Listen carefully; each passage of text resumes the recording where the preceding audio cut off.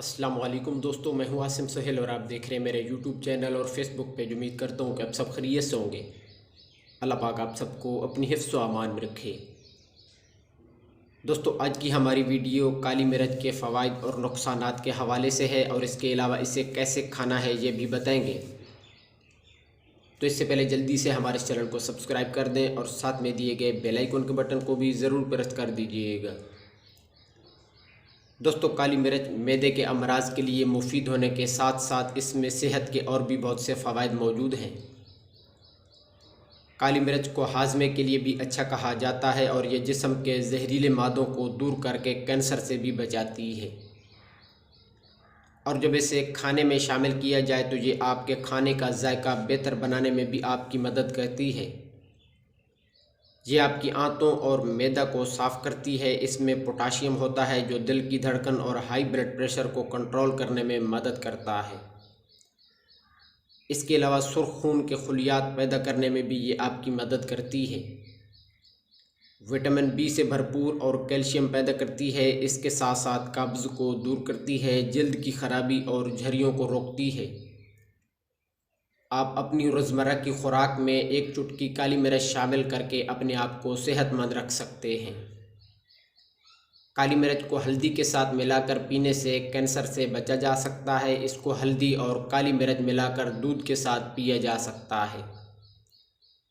ये आमतौर पर शदीद सर्दी में मुब्तला अफराद को दिया जाता है। काली मिर्च में एंटीऑक्सीडेंट विटामिन ए और कैरोटीनॉइड्स होते हैं जो मुहलिक बीमारियों के इलाज में मदद देते हैं। काली मिर्च आपके अच्छे हाजमे में भी मदद देती है और जब इसे कच्चा खाया जाए तो मैदे से हाइड्रोक्लोरिक एसिड खारिज होता है और प्रोटीन को तोड़ने में मदद करती है। हाइड्रोक्लोरिक एसिड आपकी आंतों को साफ़ करने और मैदे की दीगर बीमारियों से रोकने में भी मदद करता है। बालों की खुश्की के लिए भी काली मिर्च बेहतरीन होती है। इसके लिए दही में थोड़ी सी पिसी हुई काली मिर्च डालकर इसे बालों में अच्छी तरह जड़ों में लगा लेना है। इसे कम से कम 30 मिनट तक लगा रहने दें और फिर इसे पानी से धो सकते हैं। इसके अलावा जो लोग वज़न कम करने के ख्वाहिशमंद हैं वो सब्ज़ चाय में काली मिर्च को शामिल करके दिन में 2 से 3 मरतबा पी सकते हैं। इसमें फाइटोन्यूट्रिएंट्स की भरपूर मिकदार होती है जो इजाफी चर्बी को तोड़ने में मदद देती है। इसके साथ साथ शहद के साथ काली मिर्च मिलाकर लेने से सीने की बलगम को रोकने में भी मदद मिल सकती है।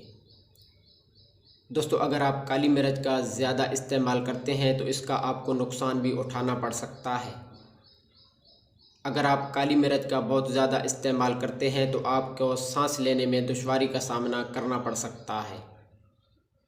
इसके ज़्यादा इस्तेमाल से ऑक्सीजन का बहाव मुतासर होता है जिससे इंसान को आराम से सांस लेने में दिक्कत महसूस होने लगती है। काली मिर्च का असर गर्म होता है, इसलिए ऐसी चीज़ें जिस्म की नमी को कम कर देती हैं और इसका बहुत ज़्यादा इस्तेमाल ख़ारिश और जलन जैसे मसाइल पैदा कर सकता है। जो लोग काली मिर्च का बहुत ज़्यादा इस्तेमाल करते हैं उन्हें पेट के मसाइल हो सकते हैं जिसमें पेट का अल्सर भी शामिल है। तो इसलिए आप काली मिर्च को रोज़ाना चुटकी भर ही किसी खुराक में ले सकते हैं। इससे ज़्यादा आपको नुकसान का बायस भी बन सकती है। तो दोस्तों, ये थी हमारी आज की वीडियो। उम्मीद है कि आपको पसंद आई होगी। दुआ में याद रखिएगा। जज़ाकल्लाहु खैरा।